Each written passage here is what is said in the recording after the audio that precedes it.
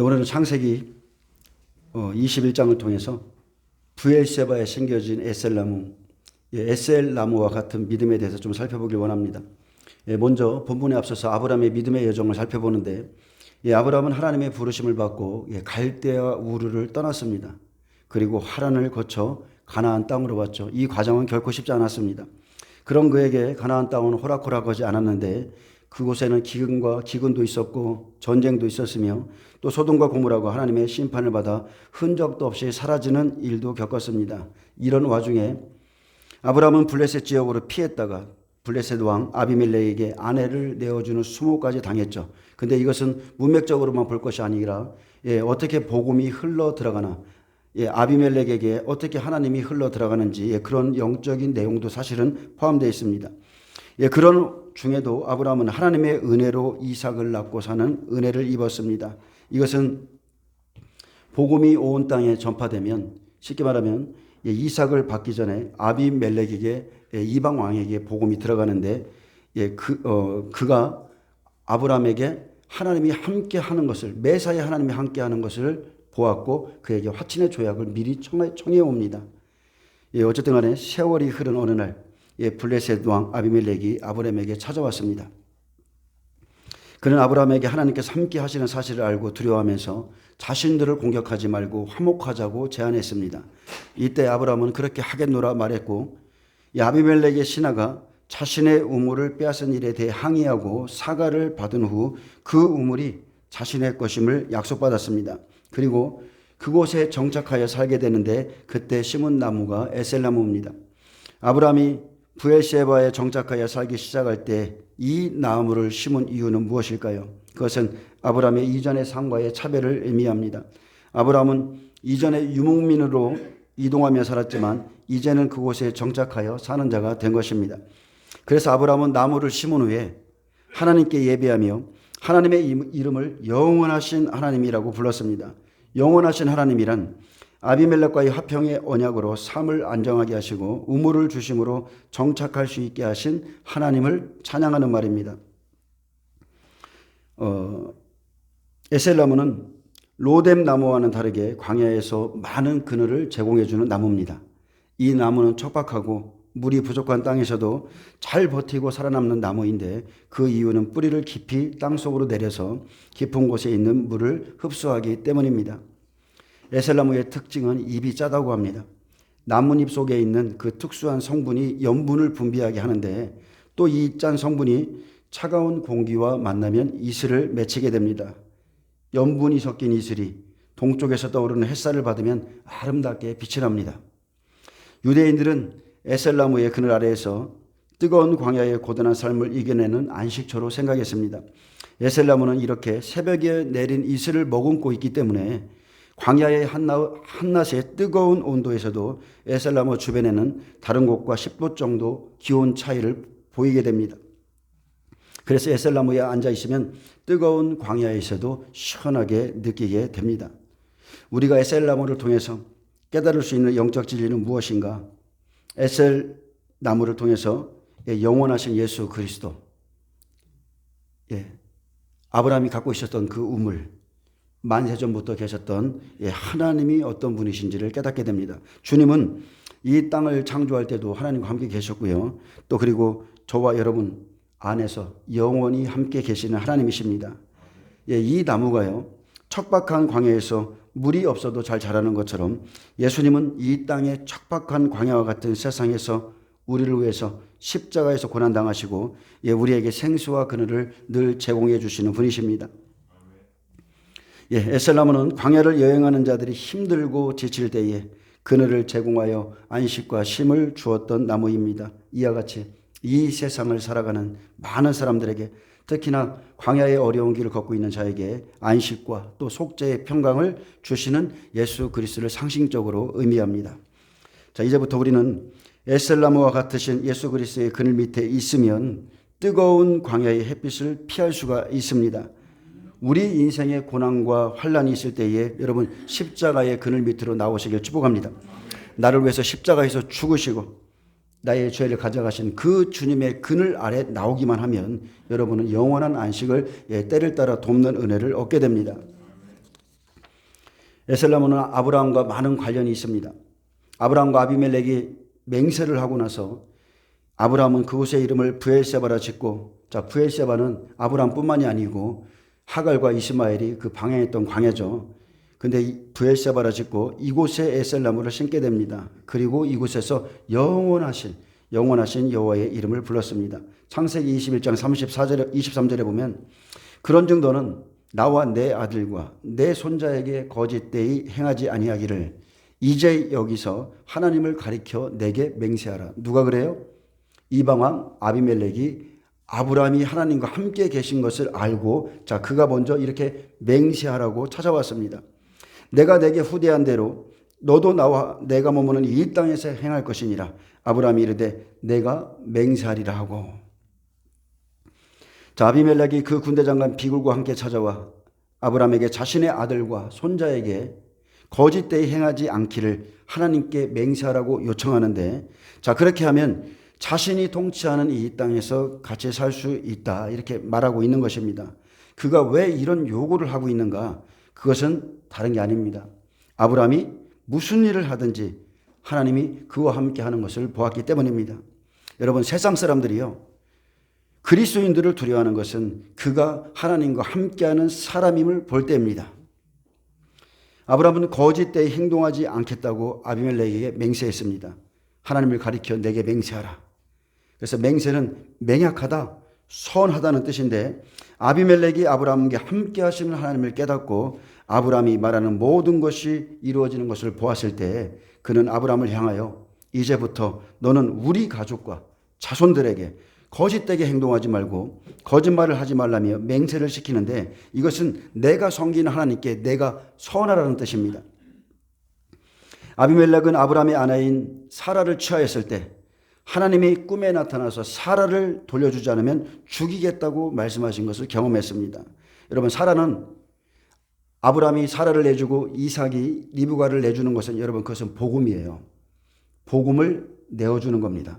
사라가 들어가는 곳에, 리브가가 들어가는 곳에 여러분 심판과 구원이 있습니다. 사람들이 그 아내들을 통해서 하나님을 알게 되죠. 창세기 20장 3절에 보면 그 밤에 하나님이 아비멜렉에게 현몽하시고 그에게 이르시되 내가 데려간 이 여인으로 말미암아 내가 죽으리니 그는 남편이 있는 여자임이라. 아비멜렉은 꿈을 통해서 아브라함과 함께 하시는 하나님을 알게 되었고, 그래서 아브라함에게 명령하여 하나님의 이름으로 맹세하라고 말했으며 아브라함도 아비멜렉에게 그렇게 하겠다고 맹세했습니다. 제가 지금 이거 꿈 얘기를 하니까 요즘 여기저기서 제 꿈을 꾸셨다는 분들이 많이 나와요. 저 지금 며칠 사이에 세 분이나 들었어요. 꿈에 나와서 이렇게 뭐 지져가듯이 뭐 가르쳐주고, 또 꿈에 나와서 무엇을 했다고 그러시는데 제가 왜 이렇게 다른 분들의 꿈에 나오는지를 잘 모르겠습니다. 뭐 맹세시키는 것인가 잘 모르겠어요. 아브라함은요, 하나님의 이름으로 맹세했습니다. 자신이 하나님과 함께하고 있기에 왕과 세상 사람에게도 거짓된 행동을 하지 않으며 하나님의 뜻을 나타내는 삶을 살겠다, 내가 그렇게 하겠다, 이렇게 맹세합니다. 그렇다면 이 시대에 주님을 섬기는 저와 여러분은 어떻게 해야 됩니까? 아브라함처럼 우리가 주님과 함께하며 주님의 뜻을 증거하는 자임을 우리도 맹세해야 됩니다. 나의 삶에 거짓된 행동을 하지 않고 거짓된 증거를 하지 않는 삶을 살아야 다른 사람들이 우리를 보면서 우리에게 당신이 믿는 그 하나님의 이름으로 맹세하라, 우리를 찾아오는 겁니다. 우리가 주님의 뜻을 따라 삶으로 세상 사람들로부터 지참받지 않는 삶을 살아야 됩니다. 또 창세기 21장 25절에 아비멜렉의 종들이 아브라함의 우물을 빼앗은 일에 관하여 아브라함이 아비멜렉을 책망했습니다. 아브라함은 아비멜렉에게 맹세하면서 동시에 또 아비멜렉의 종들이 자신의 우물을 빼앗은 것에 대해서 아비멜렉을 책망했습니다. 근데 이것은 한 줄이 이렇게 기록되어 있지 사실은 이게 쉬운 일이 결코 아니거든요. 한 나라의 왕에게 당신의 종들이 한 일은 잘못된 것이다, 즉 그것은 당신의 책임이다라고 말하는 것은 결코 쉽지 않습니다. 아비멜렉의 종들이 잘못한 것은 사실이지만 사실 그 책임은 그 지도자에게 있다는 것을 말합니다. 이 당시의 우물은 생명과도 같이 중요한 것이었는데 아비멜렉의 종들은 주인의 지위를 부당하게 이용해 우물을 빼앗았습니다. 여러분, 광야에서 우물은요, 생명과도 같습니다. 사실 종들이 잘못한 것이지만 그것은 종들을 관리하지 못한 아비멜렉의 잘못이기도 합니다. 그래서 지도자가 제대로 교육을 시키지 못한 책임에 대해서 아브라함은 조목조목 빠짐없이 그들의 죄를 말했습니다. 아브라함은 아비멜렉 앞에서 당당하게 자신의 우물을 빼앗긴 것에 대해서 증언했고, 아브라함은 잘못하면 블레셋 땅에서 쫓겨날 수도 있었고 왕의 명령으로도 죽을 수도 있었습니다. 그런데도 아브라함이 당신의 종의 행동은 잘못된 것이라 그렇게 가르쳐 준 것은 그가 철저히 하나님을 의지하고 있었기 때문이죠. 그는 자신의 유익 때문에 잘못을 그럭저럭 넘겨버리는 그런 사람이 아니었습니다. 이사야 12장 2절에 3절에 보면, 보라, 하나님은 나의 구원이시라. 내가 신뢰하고 두려움이 없으리니 주 여호와는 나의 힘이시며 나의 노래시며 나의 구원이십니다. 그러므로 너희가 기쁨으로 구원의 우물들에서 물을 기르리로다. 이사야 선지자는요, 나의 하나님을 노래했어요. 그분은 나의 힘과 노래시며 나의 구원이라 선포했습니다. 이사야는 토백혀서 죽임을 당했죠. 그런데도 너희가 기쁨으로 구원의 우물들에서 물을 기르게 될 것이라 했습니다. 아브라함이 우물을 소중하게 생각했던 것은, 이 우물은, 성경에서 우물은 뭐예요? 복음이면서 예수 그리스도입니다. 이 우물은 바로 구원을 주시는 예수 그리스도의 복음이기 때문입니다. 여러분, 이 우물은 생명이에요. 생명 자체입니다.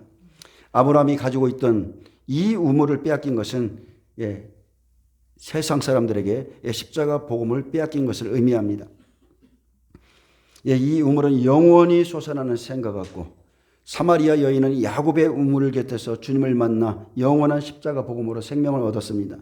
아비멜렉의 종들이 우물을 빼앗아간 것은 십자가 복음을 통하여 고난당하며 또 고난당한 것을, 고통당하며 고난당한 것을 의미하는 반면에, 한편으로는 아비멜렉에게 지금 십자가 복음이 전파되는 것을 의미합니다. 그것을 예표해요. 여러분, 그리스도의 삶에요, 그리스도인의 광야에 우물이 없다면 그 인생은 죽음뿐입니다. 죽음과 같은 거예요. 우리는 어떤 시험이 올지라도 예수 그리스도께서 주신 구원의 우물을 빼앗기지 않도록 여러분 단호하셔야 됩니다. 복음에 대해서는 단호하셔야 돼요. 또한 아브라함처럼 세상의 왕이나 사람을 두려워하지 말고 내 안에 있는 그 우물, 그 십자가 복음을 담대히 선포해야 됩니다. 요한복음 7장 38절에 나를 믿는 자는 성경의 이름과 같이 그 배에서 생수의 강이 흘러나오리라. 우리가 세상을 살다 보면 세상의 힘과 권력을 가졌을지라도요, 영혼이 가란 심령들이 엄청 많습니다. 사람들이 여러분 교회에 오면 누구를 찾습니까? 권력 있는 자, 힘 있는 자, 부유한 자, 이런 사람들을 찾습니까? 아니죠. 그들은 교회에 나오면 하나님이 함께하고 있는 사람이 누구인가를 찾습니다. 하나님과 동행하는 자, 성령 충만한 자, 하나님의 말씀과 그분의 뜻을 가르쳐 줄 자가, 가르쳐 주는 자가 누구인가, 그 생명 있는 사람을 찾아요. 이런 자들에게, 이런 갈급한 심령들에게 이제껏 날 인도하신 예수 그리스도, 그분의 십자가 사랑, 그 복음을 선포하며 메마른 광야에 생수의 강이 흘러 넘치게 해야 됩니다. 이것이 저와 여러분의 사명이에요. 갈급한 영혼, 메마른 영혼의 우물에 대한 이야기가 이렇게 흘러가야 돼요. 아멘. 예수님이 사마리아 여인 그 야곱의 우물 곁에서 둘이 주고받고 하면서 영생에 대해서, 예배에 대해서 논하듯이 그런 은혜가 이게 있어야 됩니다. 아브라함은 아비멜렉의 지위에 굴하지 않고 종들이 우물을 빼앗은 일에 대해 말하면서 예수 그리스도의 이름을 선포하고 책망하고 징계하여 지금 복음을 깨닫도록 돕고 있습니다. 창세기 21장 26절, 아비멜렉이 이르되 누가 그리하였는지 나는 알지 못하노라. 너의 그 우물을 빼앗은 일에 대해서 나는 알지 못하노라. 너도 내게 알리지 아니하였고 나도 듣지 못하였더니 오늘에야 들었노라. 아비멜렉은 전에 종들이 우물을 빼앗은 일에 대해서 들어본 적이 없다 했습니다. 생명의 복음을 어떻게 보면 그 종들이 가로막고 있었기에 아비멜렉은 누가 그리하였는지 내가 알지 못하노라 말했고요. 너도 나에게 알리지 아니하였고 나도 듣지 못하였더니 오늘에야 들었노라고 고백했습니다. 아비멜렉은 이 복음에 대해서 전혀 듣지 못했습니다. 여러분, 복음이라는 것은요, 누군가가 전하지 않으면 절대 들을 수가 없는 겁니다. 아무리 가까이에 있어도요, 전하지 않으면 들을 수 없는 게 복음이에요. 로마서 10장 13절에 누구든지 주의 이름을 부르는 자는 구원을 받으리라. 그런즉 그들이 믿지 아니하는 일을 어찌 부르리요? 듣지도 못한 일을 어찌 믿으리요? 전파하는 자가 없이 어찌 들으리요? 보내심을 받지 아니하였으면 어찌 전파하리요? 기록된 바 아름답다 좋은 소식을 전하는 자들의 발의함과 같으니라. 분명히 성경은요, 누구든지 주님의 이름을 부르면 구원을 받으리라 하셨어도 듣지도 못한 이가 있습니다. 듣지 못한 이가 어찌 믿겠으며 전파하는 자가 없이 어떻게 들을 수가 있나 하셨고, 또한 보내심을 받지 아니하시면 어떻게 전파리요 했습니다. 그래서 한편 보면 아비멜렉을 위해서 아브라함이 보냄을 입었습니다. 그는 기회가 되자 우물에 대해서 예수 그리스도를 전하는 기회로 삼았습니다. 복음을 전하지 않으면 화가 있고 주님의 이름을 부를 수 없고, 그리고 그 사람들이 예수님을 믿지도 못합니다. 아비멜렉은 아브라함을 만나기까지 우물을 빼앗은 사건에 대해서 알지도 못했고, 듣지도 못했습니다.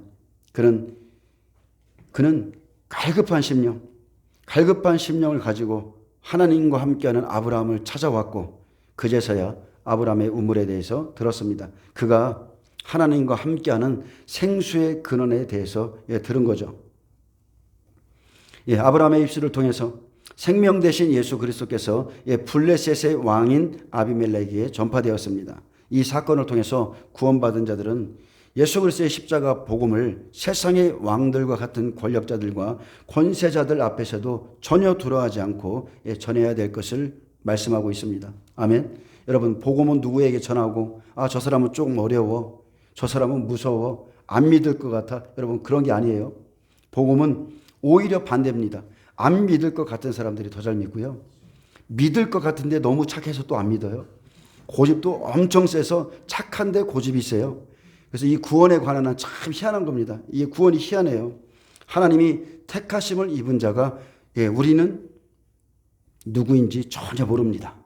그래서 전하는 거예요. 만약에 그냥 가만히 있어도 누군가가 예수 그리스도를 믿는다면 우리가 굳이 이렇게 애달을 필요가 없죠. 하나님이 때가 되면 다 구원받게 하실 것인데, 근데 그렇지 않다는 겁니다. 저도 이 부분에 대해서 오래전에 많은 생각을 해본 적이 있었는데, 택하심을 따라 되는 이 말씀 가운데 분명히 택하심을 입은 자들이 있습니다. 사울과 같이 바울이 되죠. 택하심을 입은 자들이 있어요. 그러면은 그 나머지 사람들은 어떻게 해야 돼요? 택하심을 입은 자들이 죽기 살기로 복음을 전해야 돼요. 택하심을 입은 자가 그 구원의 은총을 가지고 복음을 전함으로 인해서 또 다른 택함을 입은 자가 나오고, 그렇게 되는 겁니다. 27절에 보면 그래서 아브라함이요 양과 소를 가져다가 아비멜렉에게 주고 두 사람이 서로 언약을 세우니라. 자, 아브라함은 아비멜렉과 양과 소를 가지고 언약을 세우게 됩니다. 여기서 양과 소는 예수 그리스도를 상징하는 동물인데, 자, 세우니라, 히브리서 카라트죠. 세우다, 파괴하다, 계약하다, 멸망하다라는 뜻을 갖고 있는데, 아브라함은 아비멜렉에게 우물의 사건을 말한 후에 양과 소를 가지고 아비멜렉과 언약을 세웠습니다. 그는 하나님과 자기가 함께하는 근원이 어디에서 나왔는지를 말했고, 양과 소를 죽여서 지금 피의 언약을 세웠습니다. 이것은 예수 그리스도를 상징하죠. 재물이 철저하게 파괴되어 죽음으로써 이러한 피의 언약이 세워지고, 그래야만 더 이상 멸망당하지 않는 계약이 이루어진다는 것을 아브라함이 보여주고 있다는 것입니다. 이것은 참된 것의 모형으로서 예수님께서 십자가에서 자신의 몸이 제물이 되어 양과 소처럼 죽임을 당함으로 그들의 죄가 없어지고 멸망당하지 않게 된다는 것을 의미합니다. 아브라함과 아비멜렉이 이 언약을 세운 것은 아비멜렉의 종들로 인한 것이 아니라, 구원은 오직 복음을 받고, 이것은 개인적인 사건이며 양과 소처럼 피 흘린 십자가의 언약, 예수 그리스도의 복음을 듣고 믿음으로만 얻게 되는 사건입니다. 30절에 아브라함이 이르되 너는 내 손에서 이 암양새끼 7을 받아 내가 이 우물판 증거를 삼으라 하고, 아브라함이 양과 소의 제물에서 따로 떼어서, 암양새끼 7마리를 아비멜렉에게 주었을 때 아비멜렉은 놀랐습니다. 왜 이렇게 하는지. 근데 이것을 가지고 우물판 증거를 삼으라고 했습니다. 아브라함이 우물을 판 것은 자신의 것이라는 것을 확실하게 보여주기 위해서 이 우물은 내 것이다. 이 복음은 나의 것이다. 암양새끼 7을 받아 희생시킴으로 증거를 삼았는데, 여러분, 예수 믿는 것에는 반드시 증거가 있죠. 예수 믿는 것은 반드시 피의 언약이 있는 거예요. 7이란 단어는 샤바입니다. 맹약하다, 맹세시키다. 이 뜻에서 유래되었는데, 자, 7은 하나님의 온전하신 수로 완전함을 나타냅니다. 그래서 7 어린 양을 준 것은 우물에서 나오는 물은 영원한 복음이라. 7이란 것은 이것은 변치 않는 영원한 복음이라는 것을 증명해 주고 있습니다. 십자가에서 달리신 어린 양 예수 그리스도, 그분의 말씀은 여러분 생명과 사망의 무림을 맹세시키는 것을 의미합니다. 여러분, 이 언약이라는 거, 구약의 짐승들을 쪼개는 사건은요, 지키면 살고 지키지 않으면 사망이라는 거예요. 아브라함은 아비멜렉에게 십자가에 달리신 예수 그리스도의 복음을 선포해 증명했고, 그가 받아들임으로 화친을 맺습니다. 여러분, 복음은 반드시 피의 언약이에요. 이 복음을 받은 자는요, 지키면 삽니다. 그러나 지키지 않으면 멸망받습니다. 또 33절에 아브라함은 브엘세바에 에셀나무를 심고 영원하신 여호와의 이름을 불렀으며, 자, 아브라함이 아비멜렉과 서로 맹세를 하고 그곳 이름을 브엘세바로 이름을 지었습니다. 브엘세바는 맹세 유물이죠. 아브라함은 이 척박한 땅에 에셀나무를 심었습니다. 에셀나무는 광야에서 많은 그늘을 만들어주는 나무인데 뿌리가 땅속으로 30m나 파고 들어가기 때문에 더위가 심한 광야에서도 잘 자랄 수 있는 나무입니다. 이 나무는 잎이 짜고 이 짠 성분이 공기 중에 있는 수분을 흡수해 새벽에는 많은 이슬을 맺게 되고, 그래서 낮에는 이슬 때문에 한낮에도 다른 것보다 온도가 내려가 서늘하게 만들어주는 나무입니다. 근데 중요한 것은 아브라함은 맹세한 후에 이 나무를 심고 영생하시는 하나님을 불렀다는 거죠. 아비멜렉이 그리스도를 알게 되었습니다. 그래서 이 나무는 바로 영원하신 예수 그리스도를 나타냅니다. 이곳은 바로 예수 그리스도가 통치하는 곳이다. 이 나무는 예수 그리스도다. 에셀의 히브리적 언어가 있는데요, 전능하시고 거룩하신 하나님께서 희생하셔서 진리의 말씀을 가르치고 삶을 통제한다는 의미를 갖고 있습니다. 그래서 아브라함은 복음을 전파하고 에셀나무 밑에서 영원하신 예수 그리스도의 이름을 불렀습니다. 이곳은 맹세의 우물이 있는 곳이고 피의 언약이 있는 곳으로 에셀나무가 증인으로 심겨져 있죠. 그렇다면 자, 우리는 어떻게 믿음 생활해야 하는가? 자, 아브라함이 세상의 왕 아비멜렉 앞에서도 두려워하지 않고 또 십자가 복음을 담대히 전한 것처럼 저와 여러분도요, 예수 그리스도의 복음을 가지고 세상에 나가서 담대히 복음을 전파하셔야 됩니다. 그리고 브엘세바에서 언약을 세우고 에셀나무를 심은 것처럼 저와 여러분의 심령에는 영원하신 예수 그리스도를 믿고 그분을 신고 그분의 말씀을 따라가야 됨을 말씀하고 있습니다. 우리는 영원하신 그 우물, 그분의 말씀 안에 심겨져야 되고요. 그리고 또 이 에셀나무는 자, 아브라함과 지금 아비멜렉이 자, 화친을 맺음으로써 에셀나무가 여기 나오는데, 또 이 에셀나무는 사울과도 연관이 있는 나무죠. 자, 구약의 사울은 하나님께서 다윗을 왕으로 삼았다는 것을 알고 죽이려고 했습니다. 계속적으로 죽이려고 했어요. 또한 백성들이 자신에게 영광을 돌리지 않고 다윗에게 영광을 돌리는 것을 보면서 시기가 나고 질투가 나서 그를 죽이려 했는데, 다윗을 추적하던 사울이 기브아에서 에셀나무 아래서 휴식을 취했던 때가 있습니다. 사무엘상 22장 5절에 보면 선지자 갓이 다윗에게 이르되 너는 이 요새에 있지 말고 떠나서 유대 땅으로 들어가라. 다윗이 떠나 헤렛 수풀에 이르니라. 사울이 다윗과 그와 함께 있는 사람들이 나타났다함을 들으니라. 그때 사울이 기브아 높은 곳에서 손에 단창을 들고 에셀나무 아래에 앉았고 모든 신하들은 그의 곁에 섰더니 했습니다. 자, 아브라함은 에셀나무 밑에서 화친의 언약을 맺었는데 사울은 기브아 높은 곳에서 다윗을 죽이려고 에셀나무의 아래에 앉아 있죠. 기브아는 예루살렘 북쪽으로 8km 떨어진 곳에 위치해 있는데 이곳은 베냐민 지파에 속한 도시입니다. 에셀나무는 브엘세바를 중심으로 이스라엘 최남단 광야에서 자라는 나무입니다. 그런데 이 나무가 기브아에 있다는 것은 자연적으로 자라는 나무가 아니라 누군가가 이곳에 의도적으로 심어놓은 에셀나무라는 것을 의미합니다. 당시 유대인들은 에셀나무를 영원하신 하나님이라는 의미를 두고 있었습니다. 그런데 사울왕이 자신의 고향인 에셀나무 밑에 앉아 있다는 것은 영원하신 하나님이 자신과 함께, 지금 자신과 함께 하고 있다는 것을 이스라엘 백성들에게 보여주고자 하는 의도도 있습니다.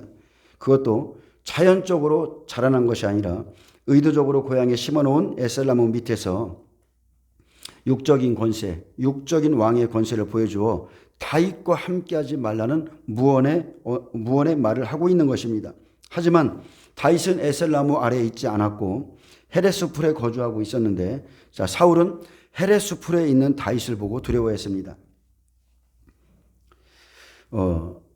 이렇게 원문을 찾아서 보면 하나하나의 뜻이 조금씩 담겨 있습니다. 헤레스는 하라트입니다.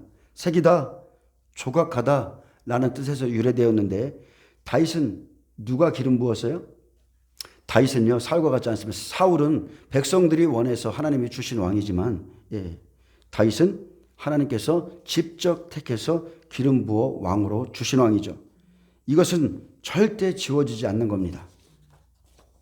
똑같습니다. 이 시대에도요, 자기가 좋아서 왕이 된 사람, 종이 된 사람이 있고, 하나님이 12제자처럼 친히 택해서 세운 종들이 있어요. 자, 돌판에 글자를 새겨넣는 것처럼 다윗은 하나님께서 세우신 왕이라는 것이 다윗의 심령판에 완전하게 새겨져 있고, 그를 따르는 자들도 다윗에게 기름 부음이 있다는 것을 알았습니다.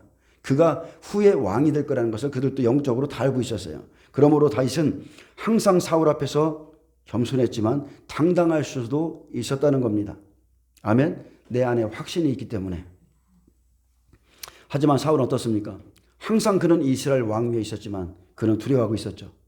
다윗을 보면 두려움이 있었어요. 그리고 실제 자기와 다윗이 영적으로 틀리다는 것을 그는 알고 있었습니다. 겉만 왕이에요.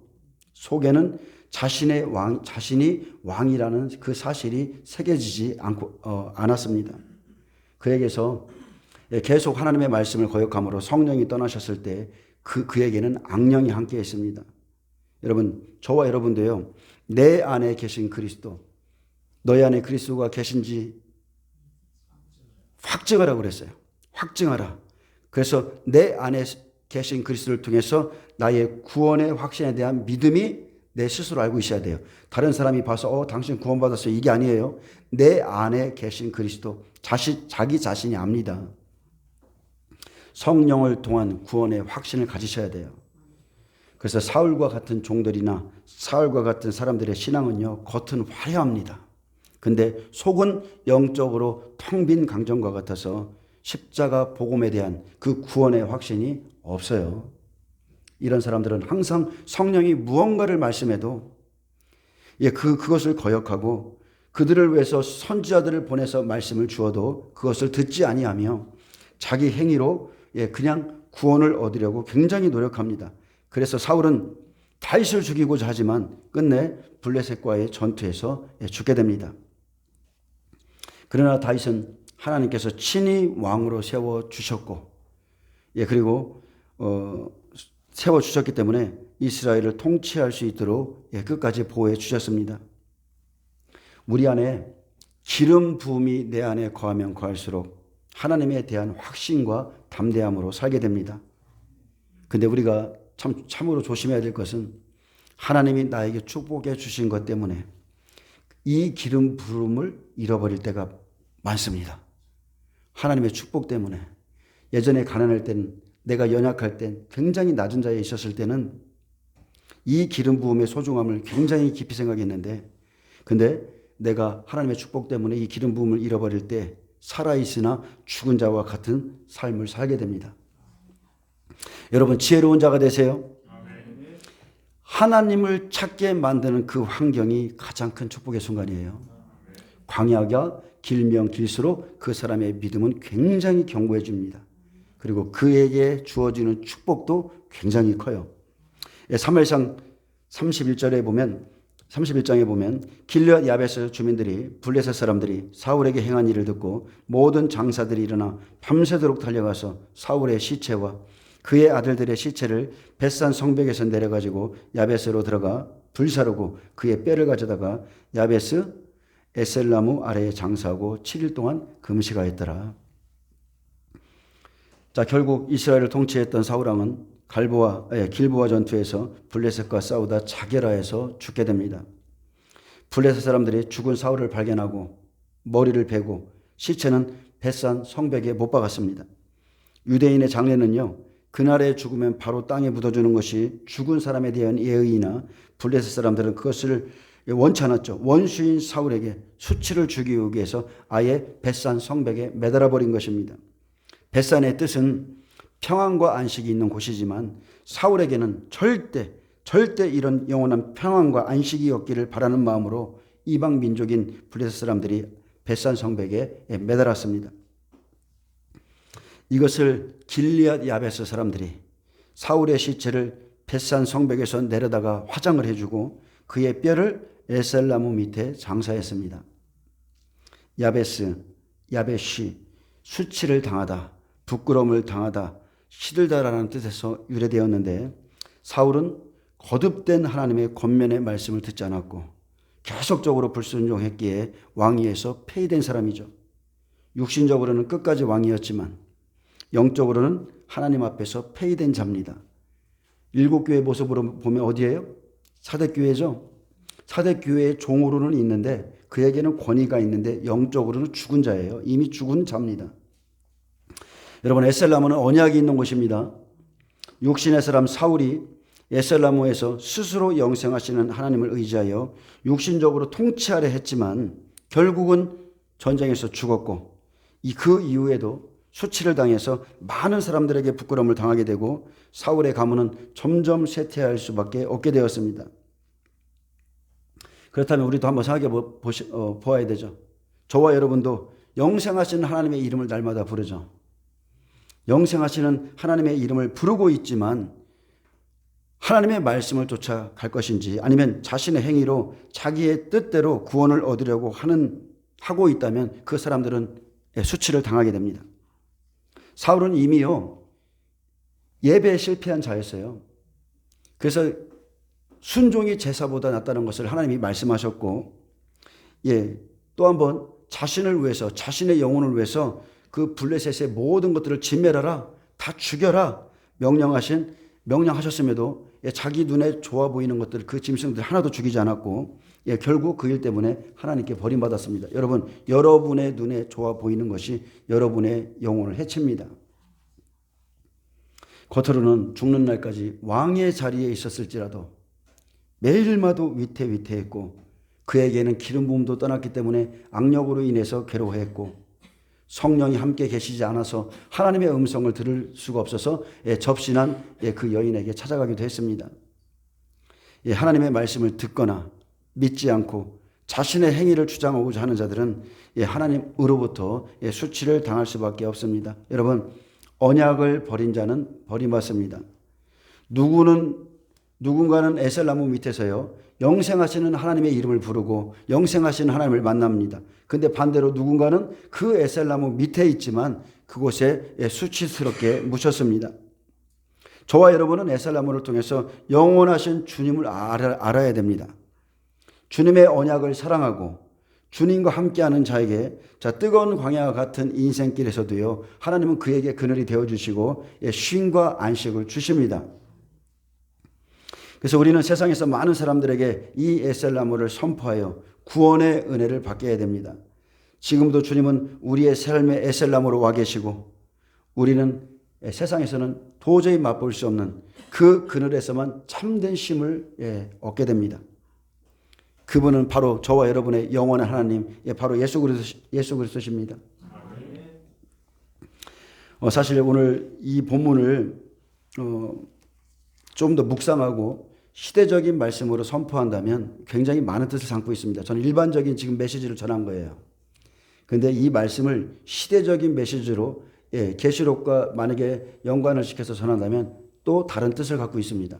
이미 21장에서 예, 자, 여호와께서 말씀하신 대로 사라를 돌보셨죠. 그리고 이삭을 줍니다. 아브라함의 나이 100세에 이삭을 주고, 그리고 자, 노경의 이삭을 받죠. 노경이에요. 은혜 시대의 끝자락입니다. 노경의 이삭을 받게 되는데, 아이가 자라매 젖을 떼고 이삭이 젖을 떼는 날에 아브라함이 큰 잔치를 베풀죠. 은혜 시대 때라는 거예요. 은혜 시대. 그래서 그때 분명히 주님이 말씀했습니다. 종의 아들을, 여종과 그 아들을 내쫓으라. 이 종의 아들은 내 아들 이삭과 함께 기업을 얻지 못하리라. 반드시 아브라함의 자녀일지라도 종의 자녀들은 구원받지 못합니다. 언약의 자녀들만 구원받아요. 그러므로 인해서 하갈과 이스마엘이 광야로 쫓겨났고, 그리고 시간이 흘러서 그 약속의 물, 그 가죽 부대의 물이 떨어질 때에 자, 그들이 대성통곡함으로 하나님께서 천사를 보내셔서 그들의 영적인 눈을 열어주시고 한 샘물을 발견하게 하고 그것을 먹음으로 눈이 밝아져서, 자, 하나님이 그때부터 그 아이가 함께 계시죠. 이것은 마지막 때 이스라엘의 구원의 때를 말하는 거예요. 하나님이 그와 함께 하시고 그가 광야에서 활 쏘는 자가 되어서 복음을 전파하는 자가 되어서 그가 파란 광야에 거주할 때에 그의 어머니가 그를 위해서 애굽 땅에서 아내를 얻어주었다. 이스라엘의 구원에 대해서 말씀한 다음에 아브라함과 아비멜렉과의 언약을 말하는 거예요. 이방 왕들과 평화협정 조약이 이루어지고, 아멘? 평화협정 조약이 이루어져요. 마지막 한일의 때에. 그리고 나서 이것으로 끝납니까? 이 맹세의 우물에서 평화협정 조약이 이루어지고 그 다음에 바로 이삭을 번제로 드리라. 마지막 믿음의 조상 아브라함의 시험이 있죠. 이것이 지금 저와 여러분에게 기다리고 있다는 거예요. 여러분이 지금 여러분 안에 있는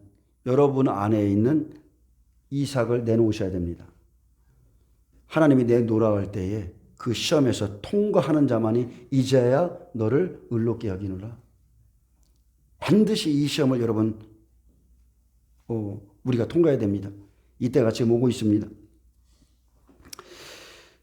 예, 우리는 이 마지막 시대에 영원하신 언약의 하나님 여호와의 이름을 부르고자 지금 이 자리에 나왔습니다. 이 예배에 나온 거예요. 그래서 여러분 오늘도 영생하시고 영원하신 하나님의 이름을 부르세요. 그리고 오늘 그분이 제공하는 글 아래서 쉼을 얻게 되기를 축복합니다. 우리는 피로 맹세한 주님의 말씀대로 살 수 있는 힘을 공급받기 위해서 오늘 이 자리에 있습니다. 예수님의 이름으로 여러분을 축복합니다. 예, 오늘 기도 가운데 마지막 시대에 이제 이 화평의 조약이 있고 난 후에 네 안에 있는 내가 갖고 있는 그 생명 이삭을 번제로 드리라 할 때에 여러분의 믿음을 다 시인하고 고백함으로, 사람들 앞에서 시인하고 고백함으로 다 하나님 나라에 넉넉하게 들어가시는 믿음의 사람들 되시길 축복합니다. 예, 기도하겠습니다. 주님 감사합니다. 예, 주님 에셀나무와 같은 믿음을 가진 자들이 다 되게 하여 주옵소서.